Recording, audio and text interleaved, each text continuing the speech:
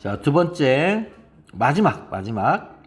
자, 찬드라가 법무부 장관의 체류기간 연장 거부에 대하여 취소를 제기한 경우 강제 출국 당하지 않게 위해 잠정 조치할 수 있는 조치는 이거죠.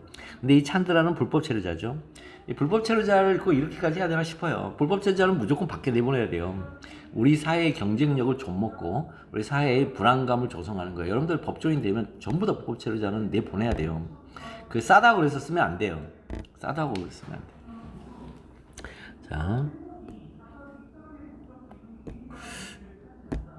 자, 보겠습니다.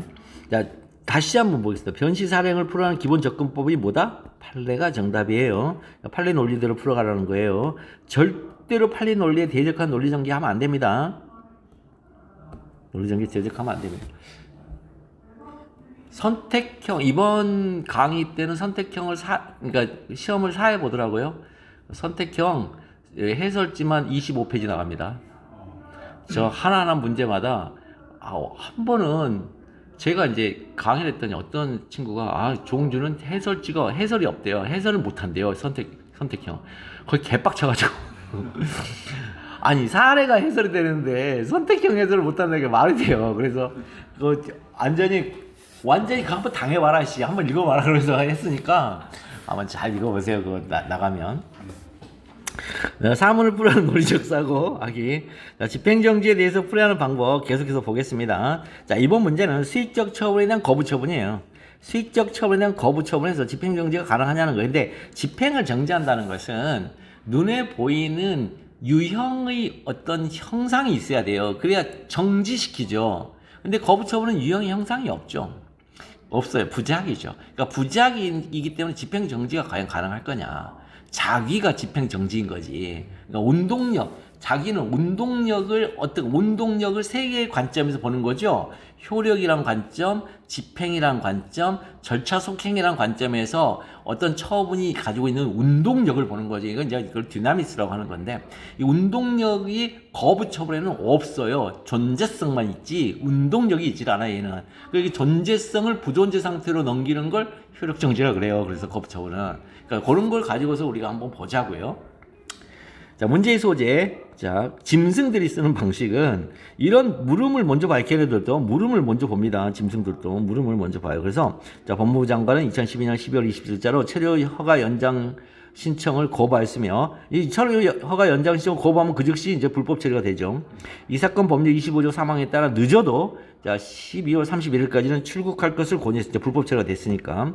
찬드라 해보니까 이제 파키스탄이나 방글라데시 같은데, 법무부 장관의 체류기간 연장 거부에 대하여 취소를 제기한 경우 강제 출국 당하지 않게 하여 자, 잠정적으로 취할 수 있는 조치가 뭐냐 이렇게 나왔죠. 그럼 자극을 이제 바꿔보죠. 묻는 문제를 자구로 바꾸면 되죠. 찬드라가 강제 출국 당하지 않게 하여 잠정을 취할 수 있는 조치는 뭐예요? 체류기간 연장 거부 처분의 효력을 소멸시키는 거죠. 이것밖에 없죠. 하려면. 그럼 처분의 효력 소멸은 뭐와 연관이 있다? 그랬더니 집행정지 이쪽과 연관이 있다. 그러니까 그 잠정적인 효력 소멸이죠. 잠정적인 효력 소멸은 우리가 그 잠정적 이 말이 일본 한자로 가예요. 가. 그래서 가구제죠. 그래서 가구제는 두 개가 있죠. 행수법 제23조의 집행정지와 그 다음에 민사집행법 제300조 제2항의 임시의 지위를 정하는 처분이 가처분이 있죠. 그래서 가구제 안에는 두 개가 있어요. 집행정지와 가처분. 임시처분은 가처분은 그러니까 민사집행법상의 가처분은 누가 하냐면 법원이 해줘요. 집행법원이 처분청의 지위에 사니까 가처분이라고 그러고, 재결청이 가처분하는 건 임시처분이에요. 그러니까 무슨 얘기냐, 제가 비트겐슈타인의 일물일가 원칙에 의해서 한 현상마다 하나의 법률적인 단어들을 만든단 말이에요. 이걸 이제 법률정의라는데 단어들을 만드는데 각 단어별로 하나의 현상만 가리키는 거예요. 그러면 수소법원이 내린 건 집행정지라 그러고, 그 다음에 민사집행법원이 내리는 것은 가처분이라 그러고, 재결청이 내리는 것은 임시처분이라 해요.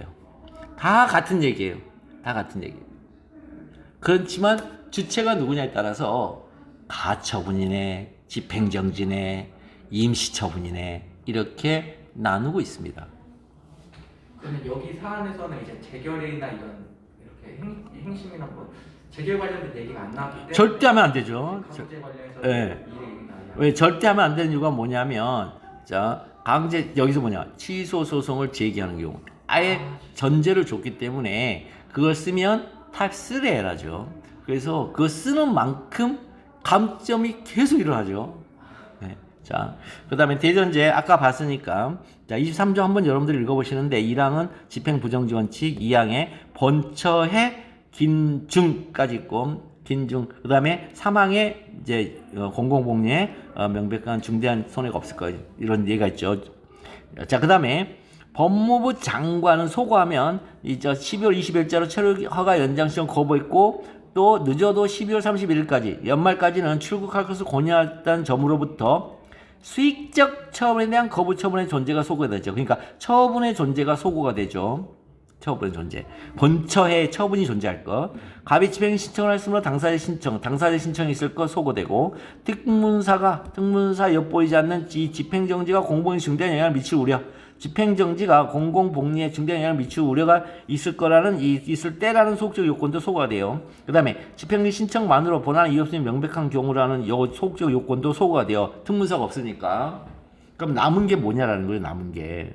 찬드레가 법무장으로 체류관 연장 거부에 시정을 제기한 경우 강제 출국을 당하지 않게 잠정을 취할 수 있는 조치와 관련하여 이때는 크겠습니다. 첫째, 행정법 제23조 제2항의 예의적 집행정지가 가능합니다. 항상 뭐예요? 행정소송법 상의 이렇게 쓰는 사람들이 있던데 그렇게 쓰면 안 돼요. 무조건 적시해야 돼요. 그 법조문을. 왜냐하면 일문일가 원칙에서 법률 규정도 오로지 하나예요. 법률 개념도 오로지 하나고. 그러니까 하나 대 하나가 1대1 대응 관계 있어요. 아시겠죠? 그러니까 예컨대 매일 코로나 때 매일 2시부터 8시까지 영업을 정지합니다. 이게 뭐죠? 이걸 집합금지명령이라고 그래요. 그 다음에 홈플러스라든가 하이마트 이런데 2주, 4주 토요일 6시부터 10시까지는 영업을 정지합니다. 똑같은 영업 정지가 나왔어요. 그럼 이건 뭐라 그래요? 이거는 영업 제한 처분이라고 그래요. 무슨 얘기입니까? 상황이 다르니까 단어를 달리한단 말이에요. 그러니까 이런 것에 계속 관점을 가지고 공부를 하셔야 돼요. 이것부터 기본적인 사고를 갖고 있어요. 이 기본적인 사고가 안 되니까 말들이 중구난방해요. 이 채점하려고 보면. 그럼 줄 수가 없어요. 이 점수를. 이 용어 때문에 줄 수가 없어요. 말 때문에. 이 말을 자기는 되게 논리적으로 썼는데 채점하는 사람 입장에서는 이건 내 피에 있는 게 아닌데 이거는 내 피에 있는 게 아니라 소화되는 장기에 붙어있는 이런 것들인데 이러면서 무슨 말인지 아시겠죠? 이거. 그러니까 이 법률 규정 하나 딱 쓰는 거. 법률 규정을 쓸 때는 딱 거기에 맞는 제도가 있다는 거. 1대1 대응 관계로. 그러니까 1대1 대응 관계 이 상황에는 꼭 이것만 써야 되지.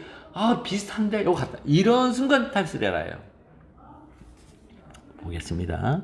그 다음에 둘째로는 행정법 제8조 제2항에 하여 민사집행법 300조 2항 이렇게 딱 적시해야 된다. 민사집행법 상의 이렇게 쓰는 진짜 답안 정말 많이 봤어요. 민사집행법 상이 아니고 민사집행법 제300조에는 1항과 2항이 달라요. 1항은 재산 처분 금지 가처분이에요. 재산 빼돌리는 거 채무자가. 그 다음에 2항이 임시지를 정한 처분이에요. 이건 뭐죠? 파산재단이라든가 상속재단이 들어가는 거. 왜냐면 재단이라는 게 뭐냐면 이제 이게 뭐냐 이 명단을 말하거든요. 명단에 들어가면은 내가 딱 들어가면 내가 상속이니 근데 아빠가 나를 안 해줬어 인지를. 근데 나 아빠 아들 맞거든요. 아빠 죽었어. 그럼 거기서 상속을 주장했는데 넌 상속인 아니야. 그럼 뭐야 돼요? 인지 청구 이제 상속 친자 그 있잖아요. 그 존재 확인 소송. 그 하게 한 다음에 그 다음에 이제 존재 확인이 되면은 돈을 받으러 왔더니 뭐야 지들끼리 다 찍찍 찢어서 나눠 먹었네? 그럼 일일이 또 달라 그러면 이제 이게 불가능이죠. 그러니까 뭐죠? 먼저 거기에 나 들어가고 여기 뭐예요? 임시의 지위를 정한 처분이죠. 이런 것들. 이런 것들을 해야 된다. 그러면은 공탁을 하게 돼 있다고요. 그 사람의 지분만큼. 그러니까 2대 1대 1대 이렇게 나가면 자기의 지분 그 상속 지분만큼을 공탁해요. 그래서 지면은 다시 짝짝 나눠 가져요. 1대 1로. 근데 이기면 내가 갖고 오는 거고. 요렇게 이제 구성되었다. 그게 임시의 지위를 정하는 처분이에요. 그게. 자, 그 다음에 지위를 정하는 가처분을 준용할 수 있는 문제다. 이렇게 정확하게 쓰시라고. 정확하게. 자, 그래서 가구제는 어떻게 쓴다? 자, 항상 행정법 제23조 제2항에 의한 예외적 집행정지 1항이 원칙적 집행부정지니까 예외적 집행정지가 가능한지 문제된다. 그 다음에 행정법 제8조 제2항이 준용하죠. 민사집행법 제300조 제2항의 임시지위를 정하는 가처분을 준용할 수 있는 문제다. 항상 이렇게 명확하게 쓰셔야 돼. 두루뭉실하게 행정소송법상의 집행정지가 가능한지 그리고 민사집행법상의 가처분이 이렇게 쓰면 안 된다고요. 절대로. 그러니까 진짜 있잖아요. 이 법학은 깐깐해요. 진짜 공부할 때 깐깐해요. 그래서 문학서처럼 이렇게 대강 이렇게 문학은 있잖아요. 속독이 가능해요. 여기서부터 여기까지 제가 이제 무협지를 중2 때부터 읽었으니까 지금까지 몇 년을 읽은 거죠? 지금까지 읽은 무협지로 이제 남아수도 5고서를 제가 했단 말이에요. 남아수 5고서가 10고서일 거야, 아마. 진짜. 엄청 많이 읽었어요. 매일 3권씩 읽었어요. 진짜. 군대 갔을 때 빼고. 제가 저 미쳤어요. 저 1세대부터 지금 5세대까지 나와요. 무협지 작가들이 다 알아요, 제가. 물어보면 다 알아요. 근데 이제 지금은 약간의 이제 나이가 드니까 약간의 이제 부잣집에 가서 참 기억이 안 나더라고요. 다 읽었어요, 다 읽었어요. 한국의 무협지에 이런 발전 과정 다 알아요. 내 친구가 저보고 써보라는데, 야, 미쳤냐, 그거 자료 정리해야 돼, 임마. 되고. 근데 그건 속독이 가능해요. 뚝뚝뚝뚝 이렇게 읽어요. 그런데 법률 서적은 그러면 안 돼요. 교재는 그렇게 해도 돼요. 판례는 그러면 안 돼요. 판례는 문장 하나하나, 문장 안에 있는 문구 하나하나, 문구와 문구를 연결한 연결어 하나하나가 너무너무 중요해요. 그래서 그거를 그대로 외우셔야 돼요. 자, 그 다음에, 그러면 여기서 이제 정리는 뭐냐면 다음 진행되는 목차는 행정법 23조 2항에 의한 예외적 집행이 가능한지 문제된다만 여부로, 행정법 8조 제2항이 민사집행법 제3조 제 임시의 지위를 정하는 처분을 준용할 수 있는지 문제된다만 여부로 바꿔주면 된단 말이죠. 그래서 집행정지와 관련된 문제 소재 쓰기, 자, 요거. 찬드라가 묻는 문제 그대로 보고 베껴요, 그냥. 묻는 문제 그대로 볼게요. 찬드라가 법무부 장관의 체류기간 연장 거부에 시동을 제기한 경우 강제 출국 당하지 않게 잠정 조치할 수 있는 조치. 여기 묻는 문제 그대로. 그 다음에 관련하여. 첫째, 행정법 제23조 제2항에 의한 예외적 집행정지가 가능한 문제입니다. 둘째, 행정법 제8조 제2항에 제8조 제2항 절대 놓치면 안 됩니다.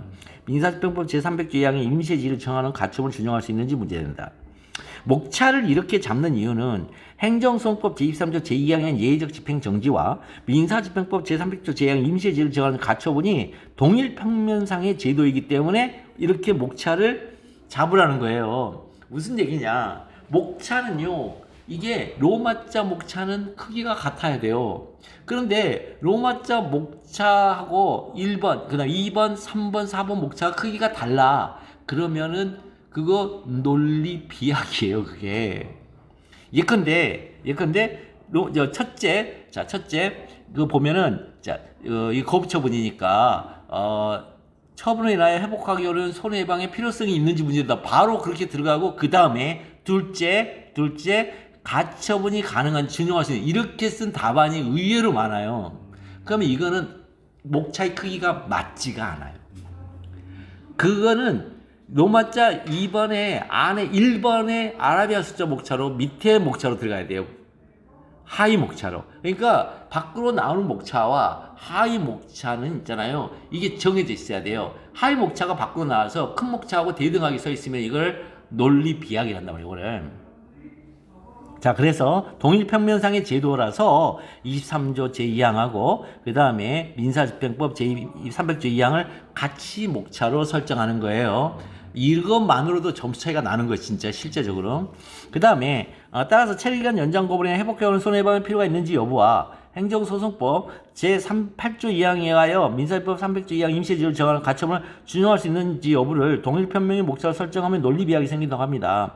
자, 왜 이 말 하냐면 이런 답안을 너무 많이 봤어요, 제가. 심지어 교수 답안도 이렇게 써놨더라고요. 제가 깜짝 놀랐어요. 야, 너무 무식하네. 이러면서.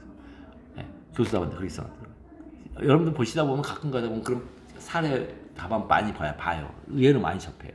자, 그 다음에 그럼 두 번째, 행정법 제23조 2항의 예외적 집행정지가 가능한지 여부, 자, 해결하기. 자, 행정법 제23조 집행정지 2항을 보면요, 취소이 제기된 경우에 처분 등이나 그 집행 또는 절차의 속행으로 인해 생기를 회복하는 손해를 예방하기 위하여 긴급한 필요가 있다고 인정할 때는 본안이 계속되어 있는 법원은, 자, 여기서부터는 절차, 직권에 의하여, 그 다음에 결정서의 형식, 그 다음에 다만 처분의 효력정지의 보충성, 이렇게 이제 이루어져 있단 말이에요, 이게.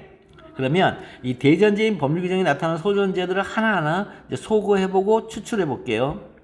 자, 법무부 장관은 2012년 12월 20일자로 자, 체류허가의 신청을 거부했고, 그 다음에 늦어도 이제 12월 31일까지는 출국할 것을 권유하였다는 점으로부터, 자, 수익적 처분에 대한 거부 처분이 존재하고 있죠, 이거. 그 다음에 갑의 집행정 신청을 하였으므로 당사자의 신청 소거되죠. 특별히 문제될 만한 사정이 엿보이지 않는, 자, 두 개. 집행정지가 공무원 증대에 영향을 미치러 있을 때는 소극적 요건과 집행정지 신청만을 본안 이유 없으니 명백한 조건은 소극적 요건이 소거돼요. 그러니까 이 두 개는 무조건 뭐가 나와야 돼요? 특별히 문제될 만한 사정이 나와야 돼요. 지금 무슨 얘기냐? 설문에 여기에 대한 그 의문점이 생기는 그 표현이 나와야 돼요. 특문사는 무조건 표현이에요, 표현. 표현이 없으면 특문사가 엿보이지 않는다예요. 예컨대 취소를 제기할 때 항상 그렇게만 나와요. 자, 갑은 A 시장을 상대로 하여 3개월 영업정지 처분의 취소를 관한 소를 제기하였다. 이 소는 적법한가라고 물어보면 거기에 원고도 나오고 피고도 나오고 대상 적격이 나오는데 안 나오는 게 협의소의 제소기간, 관할법원, 행정심판 전치가 없어요, 표현이. 그럼 이거 없으면은 가정적 판단하는 사람 너무 많이 봤어요, 제가 사례집에. 심지어 답안도 그렇게 쓰는 분들이 있어요. 이렇게 가면 이렇게 할 수 있고 이렇게 하면 할 수 있다. 그러면 이 사례 문제로 내는 순간 이거는 판단이 없잖아요. 결정이 없잖아요. 이거 빵점이에요, 이거. 마지막 설문 해결에 뭐가 없으면, 판단이 없으면 빵점이라고요. 적법한가? 적법하다? 적법하지 않다. 둘 중에 하나로 가야 돼요. 일두양단으로. 이건 판례는 무조건 법원 있잖아요. 흑백 논리예요.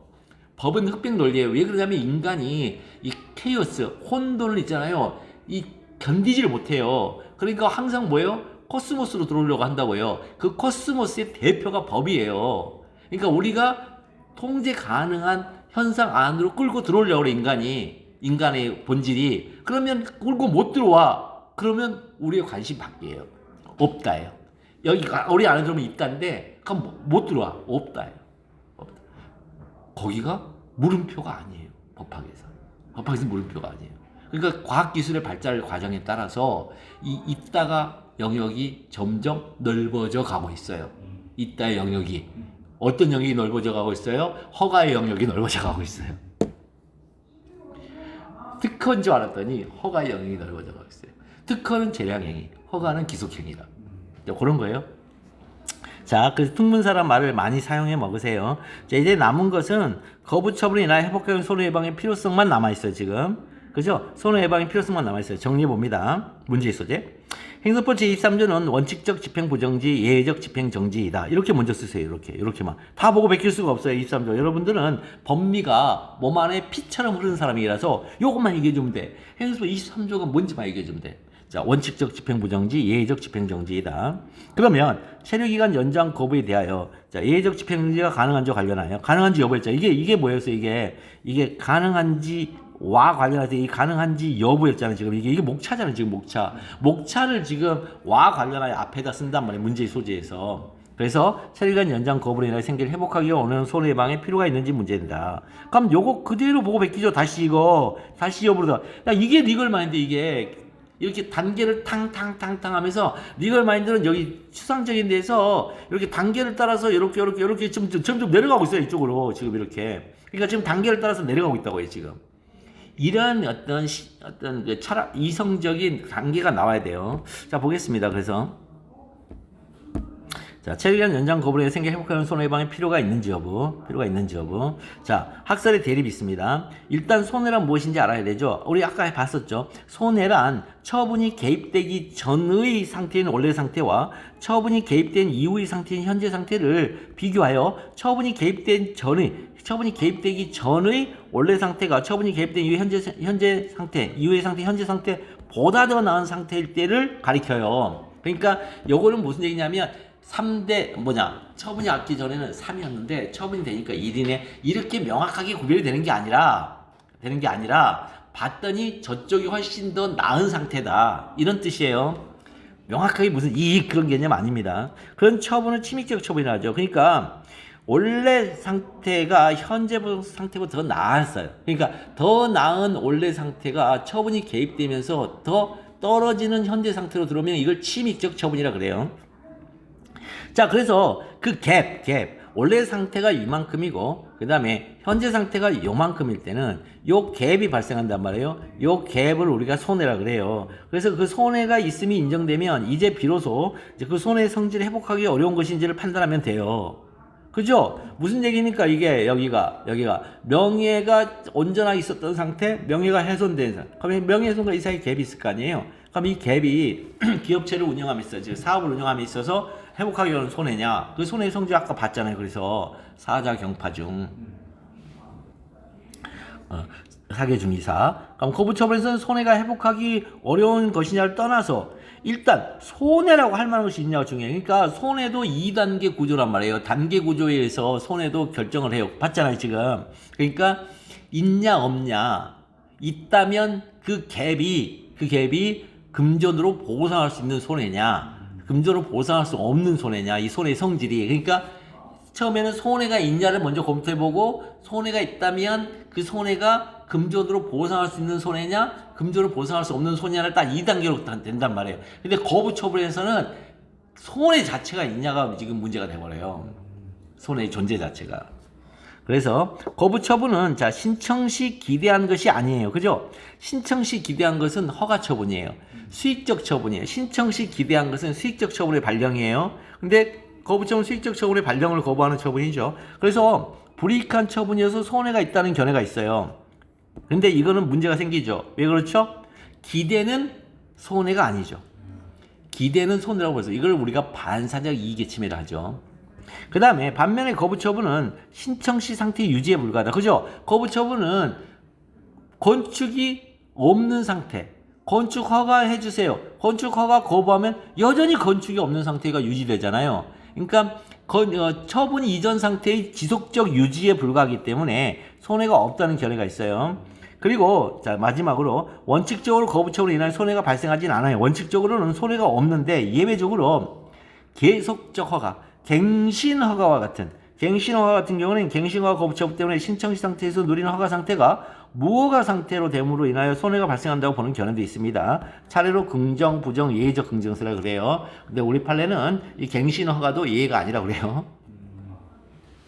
자, 더욱 중요한 건 이제 판례죠. 판례를 보겠습니다. 신청에 대한 거부처분 효력을 정지하더라도, 자, 효력 정지죠. 그 다음에 거부처분이 없었던 것 같은 상태, 즉, 거부처분이 있기 전에 신청시 상태로 되돌아간 것에 불과하고, 행정청에게 신청에 따른 처분할 의무가 생기는 것이 아니므로, 거부처분의 효력 정지는 그 처분으로 인하여 신청에 생길 손해를 방지하는 아무런 소용이 없어 그 효력 정지를 구할 이익이 없다. 이제 요 말이 나오는데 요 판례를 암기하셔야 돼요. 그럼 판례가 말하고자 하는 바를 하나하나 살펴볼게요.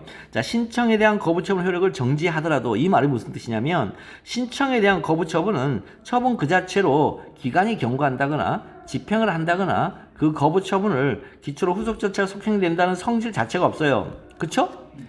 거부처분에는 기간이 없어요. 언제까지 거부할 거야? 이거 없죠? 그 다음에 거부처분은 집행을 할 수 있는 그 유형의 집행력이 없어요. 그쵸? 그 다음에 거부처분을 기초로, 거부처분 있으니까 이걸 기초로 후속 절차 있을 수가 없죠. 왜냐면 개통실비. 이거 개통실비와 도감배청 가리킨다 말이에요. 후속 절차는. 따라서 집행정지, 절차 속행정지가 불가능하죠. 그쵸? 그럼 그 경우에는요. 뭐가 살아있죠? 보충성이요. 보충성에 의하여 효력정지를 할 수밖에 없어요. 그래서 신청에 대한 거부처분의 효력을 정지하더라도 라고 한 거예요. 이해되시죠? 이제 이 표현이. 그러니까 표현이 그냥 다 살아있어요. 판례 표현은.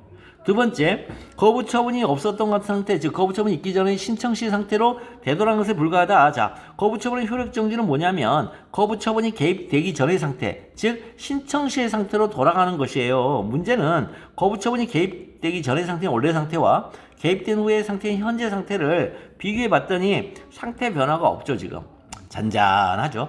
그래서 신청의 대상이 된 처분의 발령이 되지 않는 상태라는 점에서 동일하다는 거예요. 그래서 거부 처분이 없었던 것 같은 상태, 즉 거부 처분이 있기 전에 신청의 상태로 되돌아오지 불가하다라고 한 거예요. 그 다음에 이 말이 굉장히 독특한데, 행정청에게 신청에 따른 처분할 의무가 생기는 건 아니다. 만약에 신청에 따른 처분을 해야 할 의무가 생겨버린다면 이제 문제가 생깁니다. 이거 문제가 생깁니다. 행정청에게 신청에 따른 처분을 해야 할 의무, 요거는 집행정지 때문에 발생하는 거거든요. 자, 집행정지를 하잖아요. 집행정지를 하면은 여러분들 뒤에 가면 기속력 규정을 준용합니다. 그 조항이 있습니다. 집행정지 6항쯤에 기속력을 준용한다 그래요. 여기 나왔네. 이 말은 행정법 제23조 제6항의 제30조 1항 규정은 2항의 규정에 의한 집행정지 결정일을 준용한다는 법률 규정이 있어요. 그러니까 6항이 뭐라 하냐면, 자, 30조 1항의 규정은 제2항의 규정에 의한 집행정지 결정에 준용한다 이렇게 나와 있어요. 그러면 집행정지가 된다면 지금 처분을 할 의무가 기속력이잖아. 기속력. 30조는 기속력이잖아요. 자, 기속력 규정에 하면 반복 금지 후 재처분 의무, 결과 제거 의무의 세 가지 내용을 가지고 있잖아요. 기속력이. 그러면 집행정지가 나왔을 때 재처분 의무가 발생한다면 그거 당연히 법률상 이익이죠. 그러면 거부 처분의 집행정지를 할 이익이 생기는 거죠. 그러니까 집행정지하고 신청 시의 상태를 유지하는 게 불가한데, 만약에 집행정지가 나온다면 이쪽에 의무가 발생해버리면 이게 툭 떨어지는 거잖아요. 그러니까 이쪽으로 이제 돌아가기 위해서 집행정지에 이 의무가 생기면은 수익적으로 변한다. 원래 상태가. 이 얘기를 지금 하고 싶은 거예요. 지금 얘기. 그런데 문제는 330조 1항 규정을 준용하고 있죠. 30조 1항 규정은 기속력 규정 중에 반복 금지예요, 이게. 30조 2항이 재처분 의무예요. 여러분들 기속력 이제 문제 내면 또 기가 막힌 답안들 많이 나와요. 그게 아니고 30조 1항의 사건인지 이게 30조 2항의 사건인지를 명확하게 분류하고 들어가야 돼요. 근데 그 분류하고 안 들어간 친구들이 있어가지고 기속력 규정을 시험 문제 풀려면 어떻게 하냐. 처음에 기속력의 의, 두 번째 기속력의 내용, 세 번째 기속력 위반의 효과, 네 번째 설문 해결. 이거 있잖아요. 42점짜리 답안이에요. 이거 100점 만점에 40점 밑으로 툭 떨어져요. 그 중간에 뭐라도 내용 딱 빠져버리면. 그게 아니에요. 대전제가 자귀처분, 침익적 자귀처분은 3조 1항을 가지고 그걸 해결을 해요. 그 다음에 수익적 처분의 거부처분은 3조 2항 가지고 해결을 해요. 달라요. 그 기속력이라고 하나로 묶이는 상황이 아니란 말이에요. 그러니까 묶이는 상황이 아니고 짝짝 경우의 수마다 찢어놨는데 입법자가 왜 그걸 수험생이 뭉뚱그려서 쓰냐고. 문학도 아니고 기속력이란 말로. 너무 답답하죠. 자, 그래서 여기 보니까 30조 1항이에요. 이거는 뭐요? 재처분 의무가 아니에요. 그러니까 신청에 따른 처분할 의무가 생기는 것이 아니에요. 판례가 이미 얘기해주고 있어요. 3조 1항만 준용하니까 뭐예요? 반복금지요. 집행정지를 한 처분을 집행정지 이후에 소송이 진행되는 과정에서 해서는 안 된다. 그러면 다른 처분은 해도 되잖아요.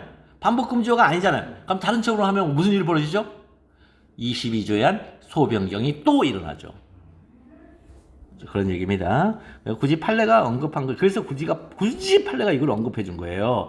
요 언급을 통해서 30조에 우리가 성질을 알 수가 있단 말이에요. 그런데도 아직도 신림동에서 기속력을 뭉뚱그려서 가리키고 있으니 그거 보는 제 입장에서 속이 타는 거죠. 행정법 제30조 제1항의 규정에 의한 효력은 침익적 처분의 반복 금지예요. 지금 준용하고 있는. 재처분 의무는 행정법 제30조 2항입니다. 학설 중에는 뭉뚱그려서 기속력의 내용은 반복금지와 재처분의 결과 제거 의무이므로 행정소법 23조 제6항에 행정청 신청에 따른 처분을 할 의무가 생기는 것이 준용된다고 오해할 소지가 있어요. 근데 판례는 그 오해의 소지조차도 싹을 잘라버려요. 그래서 판례가 중요하단 말이에요. 그러니까 이게 필요하다, 이거를 인정하는 학자들을 교재를 보면 판례 진짜 말도 안 되게 깐단 말이에요. 근데 제가 공부량이 부족할 때는 그게 맞는지 틀린지를 판단할 능력이 없으니까 그냥 봤는데, 이게 판례 공부가 그거 보니까 어처구니 없는 얘기들이 너무 많이 나와요. 심지어 막 개념도 몰라요. 이게 우리나라 행정법이 우리나라 논리로 만들어진 게 아니잖아요. 독일 행정법이 일제시대에 이식된 거잖아요. 그럼 독일의 법 철학을 알아야죠. 독일의 법 철학은 역사법학 파라든가 사비니, 빈트샤이트 여러분들 배우셨나요? 민총에서? 이게 그러면 그 사람들이 역사법학파, 개념법학파예요. 이 개념법학파가 역사법학파에서 나와요. 그럼 역사법학파가 왜 역사법학파냐? 그리스 로마법 체계를 가져오자가 역사법학이에요. 그럼 이 그리스 로마법 체계를 가져왔더니 뭐예요? 그 안에? 플라톤과 아리스토텔레스 철학이 들어있네? 그럼 철학은 뭐예요? 개념의 싸움이에요. 그럼 개념 가지고 하고 있는데 개념을 제대로 세우면 이 현상을 100% 설명하고 분쟁이 발생하면 해소가 가능하겠네. 개념법학. 그 개념법학으로 가다 보니까 무슨 일이 벌어지죠? 형식적 법치주의로 흐르죠. 형식적 법치주의로 흐르니까 법 있는 곳에만 분쟁 해소가 가능해지는 법의 사각지대가 심각하게 발생하죠. 그래서 실적 법치주의로 넘어온단 말이에요. 이게 차근차근히 논리가. 아니 나는 학자도 아닌데 뭐 이런 걸 공부했는지 이해가 안 된다니까. 미친 거예요 지금. 그러니까 왜 떨어진지 아시겠죠? 자, 그 다음에 그래서 이 판례로부터 행정법 제3조 제1항과 제2항이 의미하는 바를 간접적으로 우리가 알 수 있단 말이죠. 행정법 제3조 제1항은 동일한 위법 사유를 근거로 한 처분의 반복 금지효. 행정법 제3조 제2항은 2항은 위법한 처분 사유가 아닌 처분 사유에 한 재처분 의무. 그래서 행정처형의 신청에 따른 처분할 의무가 생기는 것이 아니므로라고 한 거예요. 이해되시죠 이제?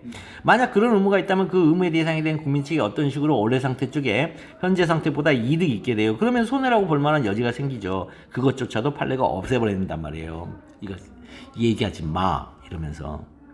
그럼 거부처분의 효력정지는 그 거부처분으로 인하여 신청에 생길 손해를 방지하는데 아무런 소용이 없어 그 효력정지를 구할 이익이 없다. 이 판례 이제 문구. 신청에 생길 손해를 방지하는데 아무런 소용이 없어라는 말은 손해가 있음에도 그 손해를 방지한다는 것이 아니라 손해 그 자체가 존재하지 않기 때문에 방지할 손해가 없다. 이런 뜻이에요.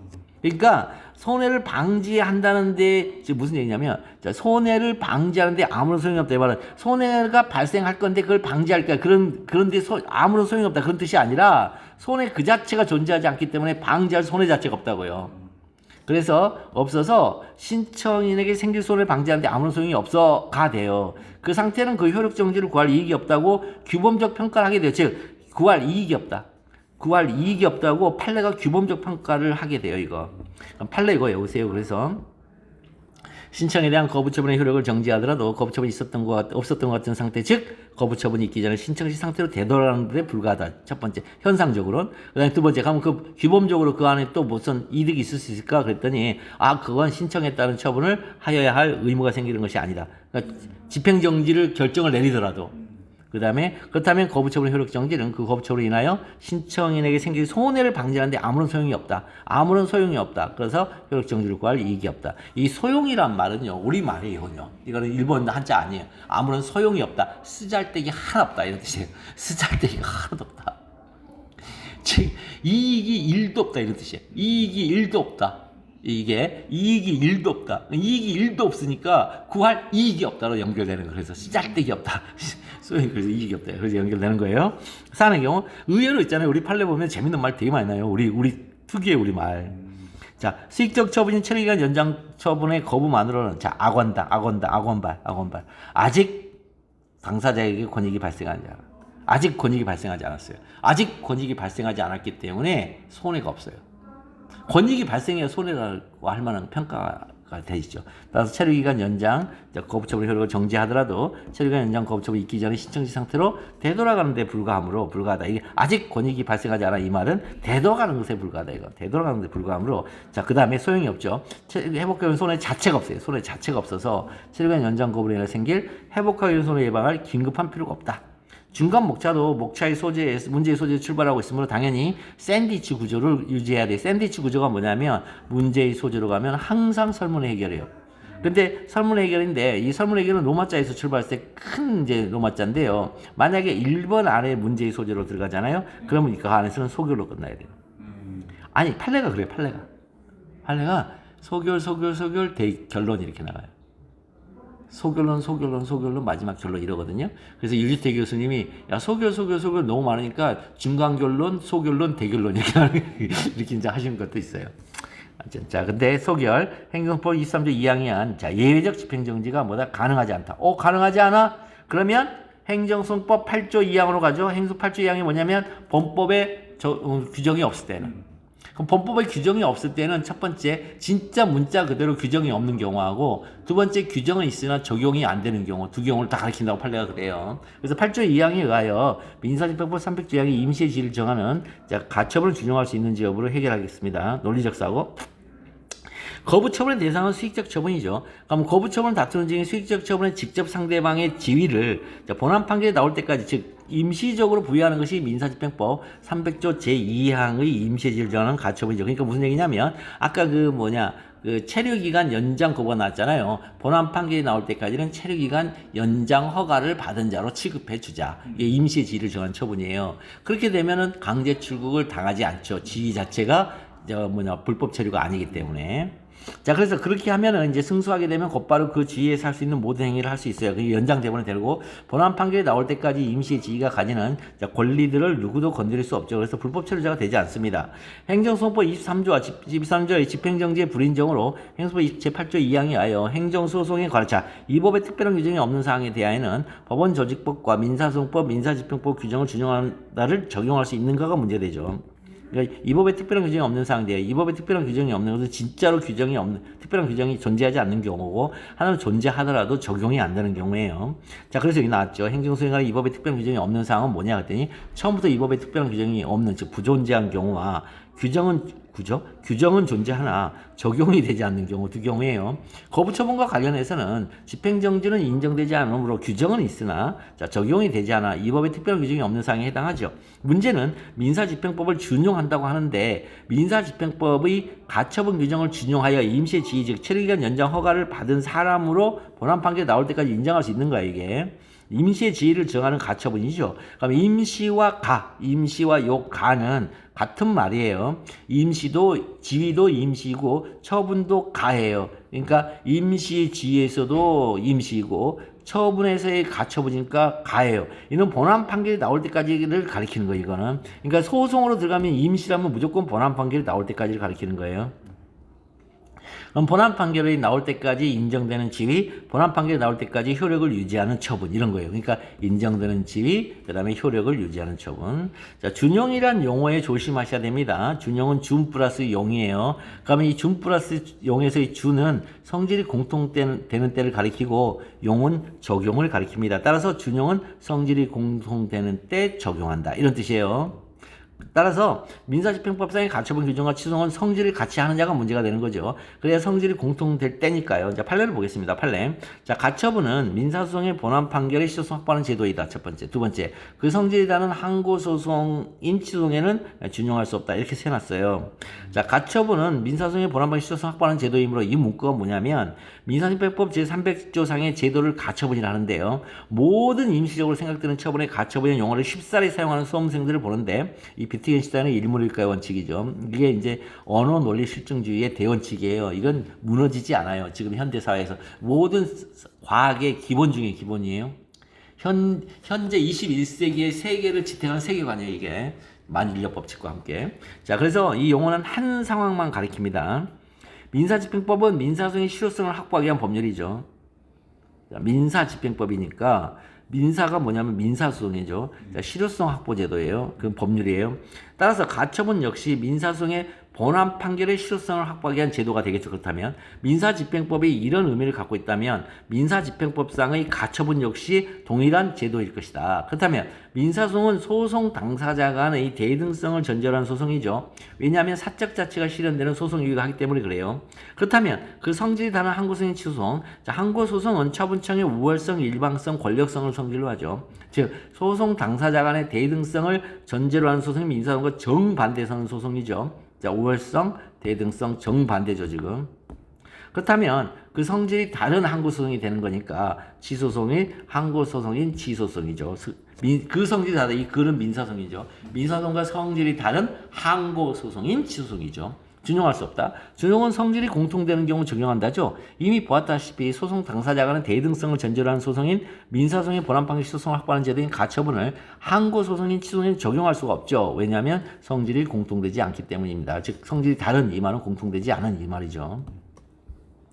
자, 사안의 경우 체류기간 연장 거부 처분 취소는 그 성질이 우월적인 체류기간 연장 거부 처분의 위법성을 확인하자. 우월적인 위법성 확인이죠. 확인하여 체류기간 연장 거부 처분의 효력 부인하는 항고 소송이므로 자, 대등한 당사자 사이에서 분쟁을 해소하는 민사소송의 본안 판결 실효성을 미리 확보하는 제도인 가처분을 준용할 수 없다. 그래서 맞아 이렇게 해놓은 다음에 그 다음에 주어져 있는 목차를 또 쓴단 말이죠. 행정법 8조 2항에 민사소송법 300조 2항의 임시지위를 정하는 가처분은 준용할 수 있지 않다. 자, 설문 해결. 항상 마지막 목차 설문 해결 절대 빼뜨리면 안 돼요. 요거 2점이 있을 수도 있고 1점이 있을 수도 있어요. 이제 묻는 문제에 대한 답을 하는 목차죠. 그래서 묻는 문제에 대한 반응적 글쓰기로 이제 쓰는데 묻는 문제가 뭔지를 보면 찬드라가 법무장관의 체류기간 연장 거부에 대해 취소를 제기한 경우 강제 출국 당하지 않게 잠정을 취할 수 있는 조치는 이렇게 물어봤죠. 그러면 묻는 문제에 대해서 반응적으로 없다, 있지 않다. 그러니까 있다의 반대말 대칭은 없다가 아니죠. 논리적으로 노트를 쓰니까 있다의 대칭어인 not 있다는 있지 않다죠. 그래서 이 노트에다가 이중부정 노트라니까 있지 않다고 보지 아니할 것은 아니다. 이런 이제 판례가 나오는 거예요. 그래서 판례가 이중부정까지 하면 그렇게 어려운 판례가 나온다고요. 근데 우리가 흔히 일상생활 쓰는 용어인 있다, 없다 이렇게 반대말로 만약에 판례를 구성하면 그렇게 심각하게 이중부정적인 표현이 안 나올 거예요. 그렇지만 우리 판례는 그럴 수가 없어요. 이 흑백 논리가 이중부정이 있다, not 있다인 것이지 있다, 없다가 아니에요. 그런 얘기예요. 자, 보고 뵙기 수정 답안 한번 보고 뵙기시면서 한번 보시기 바랍니다. 자, 조금 쉬겠습니다.